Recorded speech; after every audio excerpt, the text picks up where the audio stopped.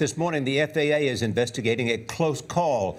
It could have been the deadliest mid-air disaster in history. A passenger says his plane almost ran into another jet in mid-flight over Hawaii. Jeff Pegues is at Reagan National Airport outside Washington with the moments that nearly led to catastrophe. Jeff, good morning. Well, good morning. The FAA says the planes were just over 5 miles apart, but according to this incident report obtained by CBS News, this near collision may have been a lot closer than that. And the documents also reveal that an air traffic controller did not notice that the planes were on a collision course.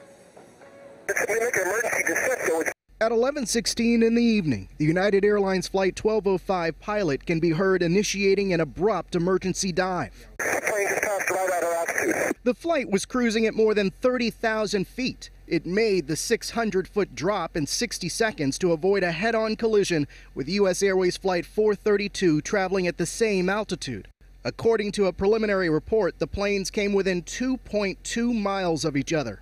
It was a really violent and scary experience. Kevin Townsend was on board Flight 1205. It felt kind of like the plane had just gone dead in the air and started dropping. Former head of the NTSB and CBS News transportation and safety expert Mark Rosenker says when close calls occur, a traffic collision avoidance system, or TCAS, on board alerts pilots. TCAS, in this case, gave the appropriate instructions to both pilots.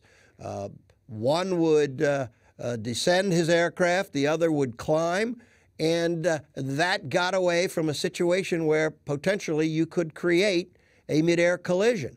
TCAS alerted the pilot of Flight 1205. In the initial report conducted by Honolulu Air Traffic Control, the tower navigating the two planes involved, indications of human error were found, noting a controller did not notice the confliction.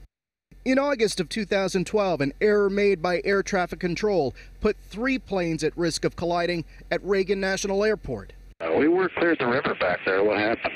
Rosenker points out that human error might be unavoidable, but the systems in place to prevent accidents are working. In fact, we have seen a significant reduction in mid-air collisions since we have adopted these programs and this technology on board commercial aircraft.